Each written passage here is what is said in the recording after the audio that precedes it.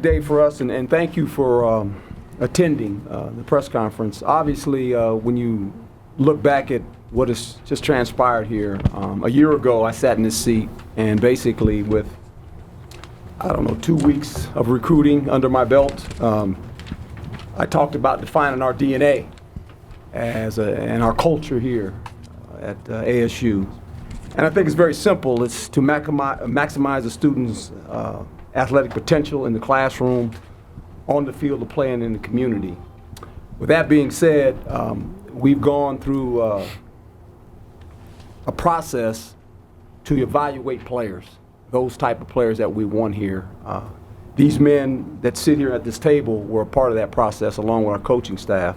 Obviously Al and Luganbill and Antonio Pierce, recruiting coordinator. Freddie Gammons has been involved as well, our two coordinators, and we spent a lot of time evaluating players that fit this program and to fit our DNA, and today we bear the fruit of that. We had a really nice day of recruiting some athletes that we've been visiting with these guys for a year. As I've said last year, I've visited a lot of homes. I haven't had a bad meal yet. So that's been the fun of it. But I think what we've done is we've upgraded the competition, and we talk about that a lot here, about competing, the depth of your roster. And when you look at some of the players that we have chosen, that will bear its fruit as well. We'll be a very competitive football team within the framework of the team, and that's where it starts. And then from there, that will obviously transpire and work its way on the field. So good day for us. We're very fortunate to have these athletes come here and be a part of our program. And it took a lot of effort from the people here, the coaching staff, so many people, the compliance folks. I mean, this has been a team effort by a lot of people. I'm the head coach. You know, you get all the credit or all the blame. I get all that. But these men are here to answer your questions, and feel free to ask anyone questions. You don't need to ask me any questions. They did all the work. And so I think with that being said, I'll open it up for questions. Hod Rubino, Devil's Digest. Antonio, question for you. You made a concerted effort a year ago to already get in the last recruiting class as many recruits from California, especially Southern California. How pleased are you with the efforts in that region in this class? Well, good. I mean, I think when you look at it, we got 8 guys signed from California. Some guys that's going to help us right away, we feel like, from the secondary standpoint. Obviously, we signed a couple quarterbacks from California. I think that's going to help us as well with competition. But that's what it's all about. And Coach keeps talking about that, and that's what we talk about in everyday meetings, practice. Sitting here at this table right here, still competing because we got another signing day to get to, and we got some more guys out there we can go get. But I think that's just a great start to the foundation that we laid last year, and show that we're going to continue being strong in Southern California and California in general. Brad Sussmat, Sports 360 AZ. If I could go down the line of who wants to jump in first on both of these quarterbacks, and what do you like? What does it mean for the program? Well, we actually have 3, and then Sterling Coles is the 4th one here as well. So I think when you look at that, people maybe say, you brought in 3 quarterbacks. Yeah, we actually brought in 3. And the way I look at it is you can't create enough competition at that position. No football team goes anywhere without a good quarterback. And when you have 3 young ones that come in and a guy that has played, Sterling Coles here some, it creates an atmosphere of competition, and we want that. And it'll be every day. Now, Coach Likens is going to have to find a way to get all these guys reps. And he's already reminded me, Coach, we only practice 2 hours. And so with that being said, maybe there's some double days involved in this. I hope not. But that being the case, I think these 3 young men coming in are very excited about being here. We're fortunate enough to get them. You know, when you go out and you think about that, 3 quarterbacks. Well, I think what they realize is this here, and Coach Likens can add in on this. We said this when we arrived here as a coaching staff. We're going to create competition. With that being said, when you look at our roster, 5 freshmen started for us on defense. 5. If you're a young player, and this is what we sell, this is the pro program, we're hoping that you want to go to the next level. With that being said, we're hoping you do it in 3 years, that you graduate here, you're great in the community, and you're a professional football player. That's what we're hoping. That's what we're selling. With that being said, if you're a quarterback, think about the quarterbacks. These guys got to figure it out. Generally, high school quarterbacks now, they're ready to come somewhere in the spring to do what? Compete. It's wide open. Who wins the job? We don't know. But we're going to let them compete. That's coach's problem now. He's got to figure out the reps between him and Danny, how we're going to practice. They know at 2 hours, the cart comes out on the field and picks me up and I leave because my feet start hurting. We don't go over 2 hours. This is pro practice, how we do it. So it'll be kind of interesting how they do that. They might go out 30 minutes before I arrive, and that's okay. They're going to be live too, right? They're going to be live. No, We're gonna be able to tackle? we're not going to hit the quarterback. We're not gonna hit him? We didn't hit quarterback. Can't hit the quarterback. Only if we can cut block. Yeah, so there you go. If we can I'm cut, good. we'll do it. Coach, you talk about the quarterback. You can talk about those quarterbacks. What's the question? Is there any specific question you have on the individual one, or? Well, you know, if you look at it over the last 2 years, the landscape of recruiting quarterbacks in college football has completely changed with the transferring of quarterbacks. So, I mean, if you look at another school in our conference's situation this year, what happened to them, you know, they're into the middle of the season. Next, you know, their backup transfers, and then the starter gets hurt, and all of a sudden you're starting a third-team guy trying to get to the championship game. And so, I mean, it's to the point where you almost can't have enough quarterbacks now because you already know, and they're going to leave. Some of them are going to leave. I mean, you look and see what's happened to us in the past. We had 3 leave the program, and that's one thing about quarterbacks is only one of them can play. And most of the time, they're the most competitive guys out on the field. And so they're never happy unless they're playing. All right? And now, with the way the rules are set up and things, they're starting to leave now. All right? And so, probably 10 years ago, signing 3 quarterbacks would have been unheard of. And now I don't see it that way. I see it as like, hey, you're protecting yourself. You're trying to have enough players. All right, so I don't see it as a problem. I see it as a great thing. I think competition brings out the best in everyone. It raises the level of your focus on how you have to come to work every day as a quarterback. You can't have a lazy day because you got 2 other guys right behind you that all they want to do is take your job. All right, so I look at it as a very positive thing.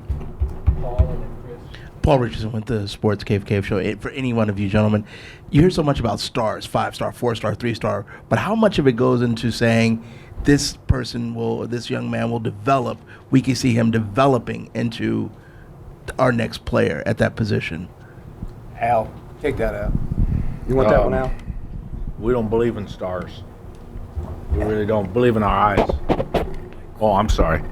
We believe in our eyes, and I would bet money that one of the kids that we signed here today, that's probably a 3-star, will end up being a dominant player. And so the star system is media driven. There's nothing wrong with that, but it's media driven. I think the NFL, if you follow the NFL and you follow the draft and you follow NFL rosters, you'll see that there's a lot more no stars, 1 stars, 2 stars on NFL rosters than there is 5 stars.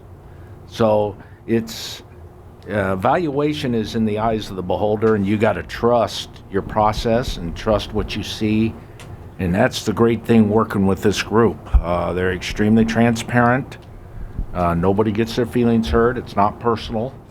But we do discuss what we're seeing. And so the decisions are not made on stars. And if I can add, Darian Butler last year, if I remember, wasn't in a 2, 3-star, I don't know what he was. I knew he was a good football player that we evaluated. Obviously, I coached against, and that kid started 13 games for us and was a freshman All-American. So, stars overrated. Chris Carbon, Sun Nova Source. You guys had inherited a roster that was thin in certain spots. Your offensive line, depth, youth, secondary, and yet a decision to not take any junior college players which has been very rare around here. Can any of you just speak to the developmental process and your comfort in playing freshmen, building it from that in that kind of a way? Yeah, I can chime in on that one. You're right. We took 5 defensive backs. We took 4 offensive linemen, 2 defensive linemen, and we still have some work to do. And we'll have some guys come in February. I don't have a problem playing young players when you think about developing a culture and building a program. That was one of the conversations I had with Ray Anderson. This is what we wanted to do, along with the president. And so that being said, I sat here last year and said, well, I'm going to play young players. I'm playing the best players. And I think the thing that players realize is when you have those young guys that go out and play the way these guys have played, and if you're looking at this program as a football player, you're going, their words and actions actually match up. If I'm the best player, I'm going to get to play. And so I rely on my coaches. Coaches have to buy into this. Not me, but the coaches that actually coach them. They've bought in. We're all in.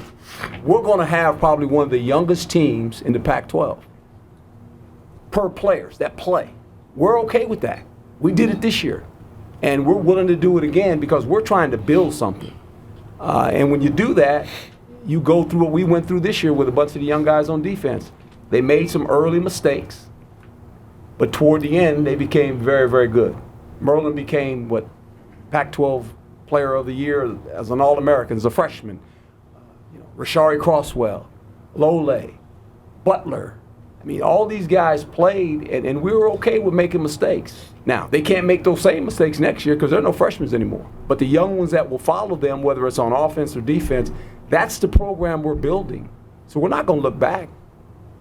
I'd rather take a talented player with no experience than a guy with a lot of experience that's not buying into the program. Because talent eventually gets experience. And the only way it does, you got to play them. You can't be afraid to play them. I'm not afraid to play young players.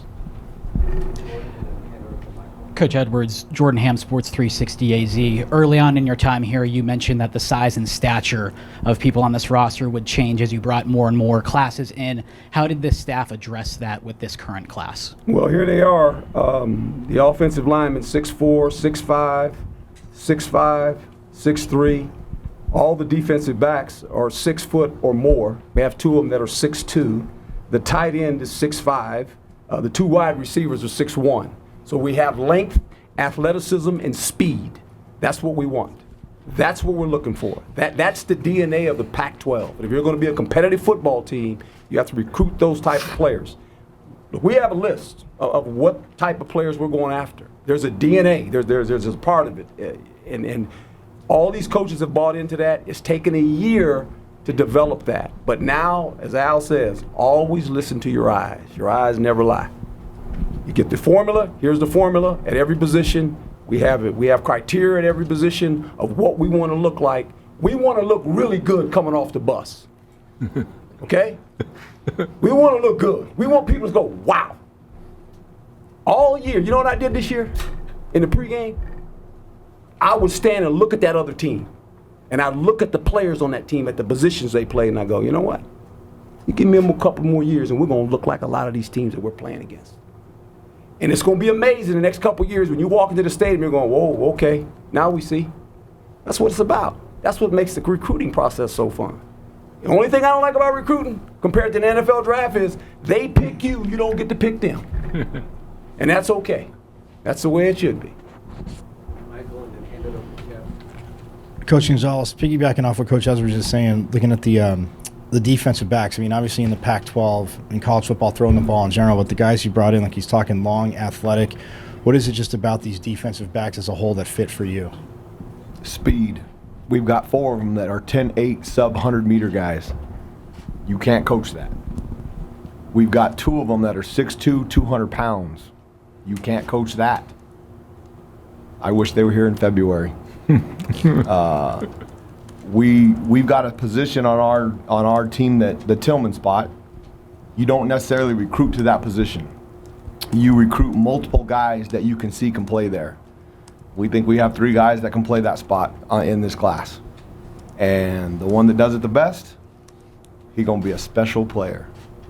But if you look across that roster and on both sides of the ball, There's going to be more speed on that field, and we're going to be one of the fastest teams in the Pac-12. You got 4 guys that are 10.8 sub-100 meters. You got a chance to really do some fun things. How many guys will be here in the spring of this group? The quarterbacks, 4.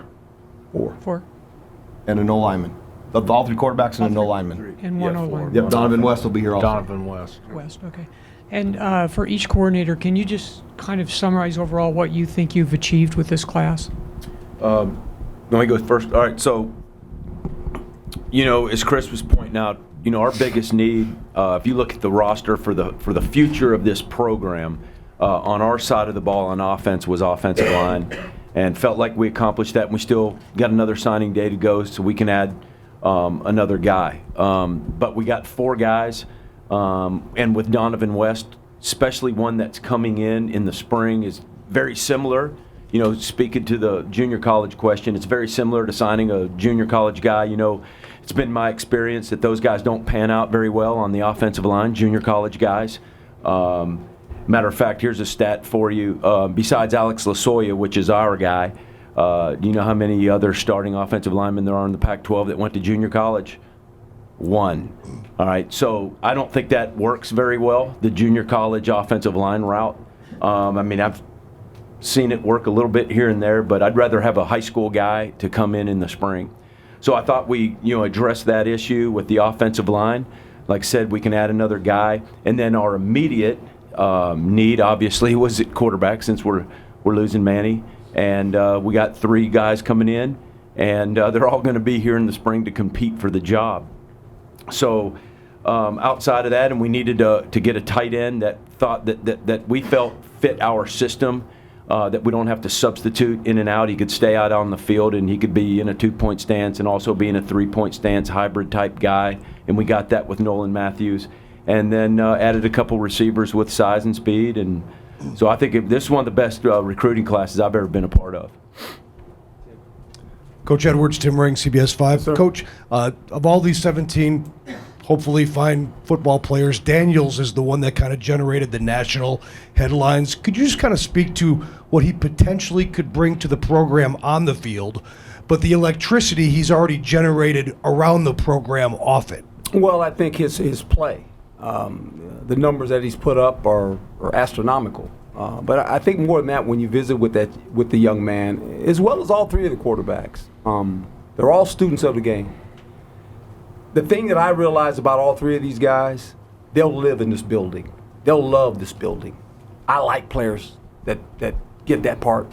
It's not gonna. We're not gonna have to look for them. They're gonna be here. They're gonna wear Coach Allen and me out because I'm gonna be in every quarterback meeting. Okay, and you like their leadership ability. They get it. They want to do this. Look, when you get 3 quarterbacks and you tell them we're recruiting 3 guys. And none of them bat an eye. They say, I'm in, coach. That tells me something about the guy, that I'm willing to compete. So, when you get guys like that in your program, it's like, okay, those are the type of guys we want, that want to compete. So it's going to be fun. And Sterling Coles is here. He's a part of the process as well. But it's going to be an interesting room. Very, very interesting. Hood Rubino, Devil's Digest. Al, this is a question for you. You obviously had a vision in terms of the recruiting operations, what you wanted to look at when you came roughly a year ago. How pleased are you from that facet of recruiting, especially seeing the fruits of your labor, at least in the early signing period? Well, I want it's not me. That guy right back there, Ray Anderson and Gene Boyd and Herm, had a vision, and we talked about it. And it's a we deal. And we've been able to kind of patchwork our way through as we work with the bureaucracy, which that was my biggest getting back into a bureaucracy and working with the bureaucracy. But and Ray, having been in the private sector, knows. But Herm and I, through just process, believe in the same things. So it's simple. And Be on time, be on time, be on time. That's our rule. Words and actions. You don't have to be real bright to figure that out. This is not rocket science. It really isn't. You get guys with passion, number one, because none of that other stuff means anything. If they've got a passion for the game, then we can work with them. If I can piggyback on Al, okay, so you can imagine a year ago, I'd get the call every morning at 5 o'clock, and Al was looking at the roster and the depth of the roster. Do you know what you got me into? I said, yeah, Al, that's why you're here. You got to help me. and then that was the conversation. It really was. It was Al and myself having a conversation on the phone, whether I was in Carmel on vacation. Every morning I'm getting a call from Al. I told my wife, I said, Al's calling again. He said, why he's calling so early? I said, he's up.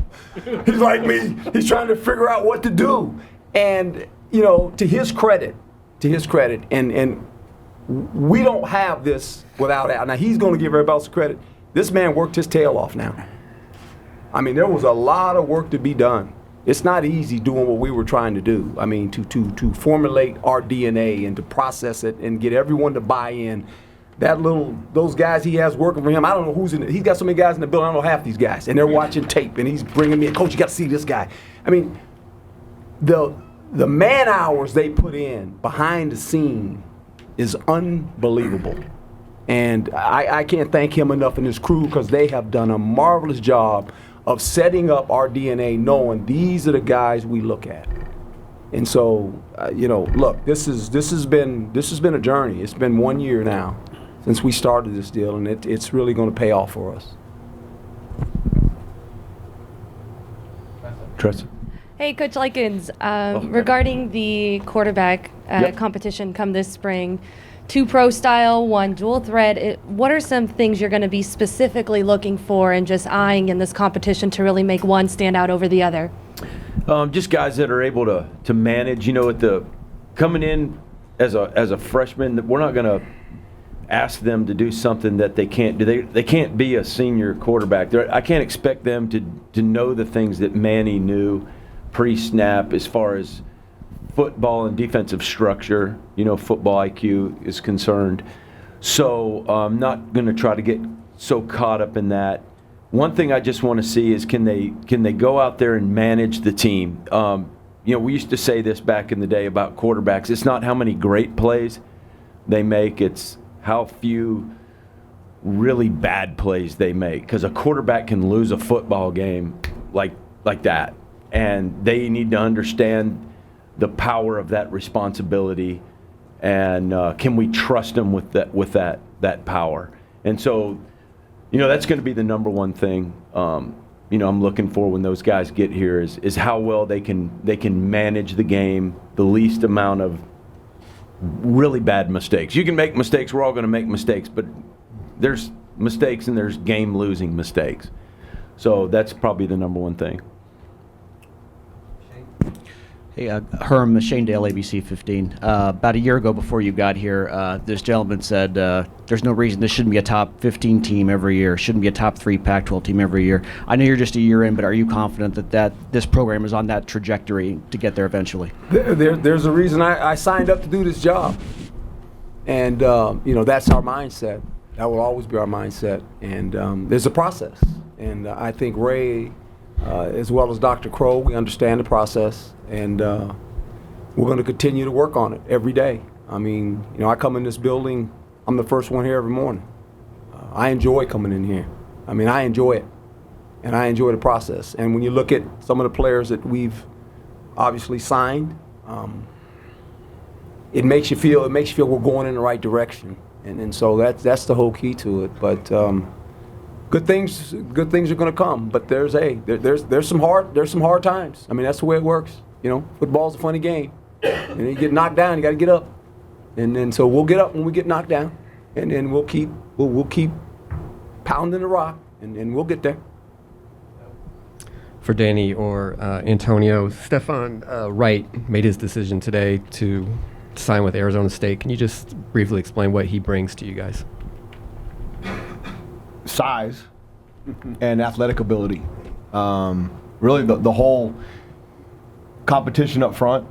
He and the rest of the guys that we sign on defense, they add depth and competition. The best thing about not just the kids on defense, but everybody on this list right here that we've recruited, they all play multiple positions. They're all football players. The best thing is they all play multiple sports. So they're either running track or they're playing basketball or they wrestle. So they're not robots. So he brings a valued effort of effort, athletic ability, and depth. And he made a really good choice to come here. Pete, you want to add on that? Yeah, I think also you look at the fact of where he's from, right in the heart of Los Angeles, in downtown. There are a couple universities that's in the Pac-12, and to get a guy like that, you know you're getting a guy that's dealt with adversity. He's going to bring a certain toughness, intensity, and mentality that we're looking for that Danny's instilling within our defense. And we're just adding another layer to that with what we have with Merlin and Butler and the guys that played on our defense last year that's coming back. So you're getting some guys who now, when they walk, like a coach said, off the bus, they got a different look in their eyes, and you know their purpose. It's real simple. You see this graphic over here, this guy? See this guy? Mandrake. His name is Mandrake. Okay? And you're wondering, who is that guy? That's my guy. That's the mystical man, Mandrake. And when I started coaching football, a long time ago, I would always tell my players, I'm looking for Mandrake. And this is what he looks like. He looks like that guy. Those are the kind of guys we want to bring in. We'll bring in some Mandrake guys. Those are the characteristics of the guy, right? Now, I haven't found him yet, but I'm looking for him. And that's the whole key. You know, we want guys like that. Who wouldn't want a bunch of guys like that? Does he have the grades? Oh, yeah, he got better than grades. He got all A's. He's basically Antonio Pierce with abs. There you go. Hey, coach is giving these kids, with this Mandrake, coach is giving these kids great excuses now, too. Yeah. I mean, I can tell you a story. We're playing Oregon. We're supposed to have a free safety. And coach always talks about, you know, free safety can't jump a slant route and intercept it. It can't happen. Impossible. Only Mandrake can do it. Well, we have a young man by the name of Cam Phillips who's supposed to be in the deep middle, and Mashari gets beat. Now, Mashari made a great play and tipped the ball away. He comes over to the sideline and says, Coach, thought I was Mandrake for a second. No, you ain't. That's the truth. Look, you guys know the Lynch family are very close to us. John Lynch, obviously the GM of San Francisco. And when I first took this job, he calls me a week later, and he says, hey, now this is Lynch now. He played for me. He says, you found Mandrake yet? I said, I haven't found him yet. I'm looking for him, John. So all the players that ever coached for me know that guy, Mandrake, that's the guy I'm looking for. That guy. Coach Likens, I assume all three of your quarterbacks are dead ringers for Mandrake. And if so, can you break down or talk about the differences or similarities in their skill sets and the degree to which you will perhaps have to craft your offense to match those skill sets? Man, that's a half-hour answer right there, man.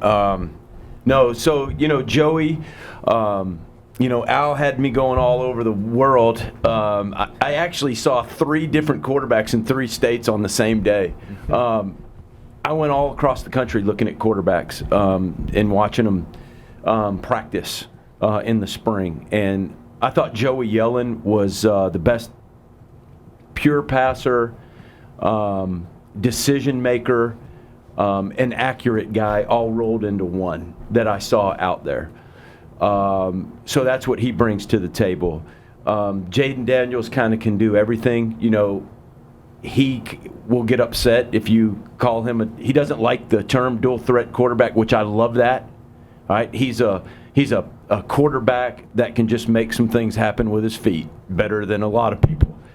And that's what we want. And then I thought Ethan Long, his is kind of a mixture of the two, but his leadership skills, and I'm serious. The first thing it reminded me, talking to the kid, I sat down, I was just looking around going, man, I feel like I'm talking to Tim Tebow here, like the way that he talks, the way that he's unashamed to talk about his faith, the things that he wants in life. He can articulate, and he can look you in the eye, and he shakes your hand and about rips your hand off when he shakes your hand. And he just is just an aggressive and just, I mean, man, he's just you will love the kid when you get to meet this guy. And like that's the kind of guy you want in your room. Whether he plays or not, you want that dude on your football team. And so, all three of those guys, they kind of just a little bit different. And I think our system is set up, with the world of the RPOs. Joey would probably be more of a guy where you run what I call protected RPOs, where, they're not on the run so much, where Jaden, you can do unprotected RPOs, and I can explain all that later. But the system is set up to where you can accommodate both styles. I think fairly easy. Now, some people don't understand that, but I think you can. Antonio, obviously you have a lay of the land of Los Angeles, spending so many years there, but after being a year in this job now and kind of filtering that through the lens of recruiting, where's ASU at? Like, how do you calibrate what you guys have been able to accomplish at this point and what's possible in the next year or two? I think we're on the brink of greatness. I think what everybody witnessed today was us get some really good football players from California, 8 of them. Not going to get them all. We try, but we're going to try to get all of them. But more importantly, when we, as a staff, go into a school and we are being recognized and looked upon as the school in the Pac-12 South, I think it's impressive. When we have high school coaches, administrators talk about what we've done in such a short time and how we approach recruiting California, they've taken notice. From our recruiting posters to our videos online, which Rabin has done an outstanding job in our graphics department of handling that. You guys saw that today with what we did with the signing of the kids in the war room. Everybody takes notice. It's all about the content that you push digitally, and we've done a good job of doing that. And I think as we go on and they watch the kids from California play, compete, and have fun, those are our biggest recruiters. I'm a face of the program along with the rest of the coaches, and all we're doing is spreading the message of Herm Edwards and what our head coach has to say and how he wants our team to look. And as we win more and more games here, and as we get our chance closer and closer to that Rose Bowl and that Pac-12 championship, it's going to be a lot easier. But trust me, the schools in L.A., they know we there. They know we there as soon as we get off the plane. And they find a way somehow, somewhere, to get to the same school we're at. That's right. So you want to talk about some stories. A couple times we had some stuff following us, and we look at some other coaches, and they're just trailing us. They're trying to figure out what schools we're going to. So we know we're on the right path with where we're at in California. Antonio and Al both. Al, you're doing it here in the office behind the scenes. Can you talk about Antonio and vice versa? Can you talk about Al and how the cohesion between the two of you? Coach and I visited. We felt that it was important that our coaching staff had the individual that exuded the enthusiasm and a work ethic that would be a positive for all of us to gather around with. And AP is a high energy, very transparent type person. He's he doesn't quit, and we need that type of tenacity away from the campus, and our whole staff is that way. That's what makes it enjoyable for somebody like myself. But with that being said, it also sets the pace. We don't waste coaches' time. I mean, Leah probably gets him home and he's tired. There's reasons. I mean, he is on the run, and that's because you can't waste his time. You only get a certain amount of people, and AP and our staff, they understand that. So from the inside, we try to organize to be time efficient, and then from the outside, our message is the same all the time. And he's got that type of personality, and our staff believes in him, and it gives us the best of all worlds to tie in with coach's personality. Yeah. So I would say on that second phone call, I know Coach Edwards get the 5 o'clock call. I get the 6 o'clock call from Al. So I look forward to that text of, please call me. Thanks. Every morning. So I know what's coming, and I know I got to be prepared, even with sleep out my eye. But, it's good to have somebody who's in-house, who has a pulse of what's going on outside by doing it. Al has over, I'm not going to say it, but 50-plus years in the game of college football. Somebody's respected for evaluating talent.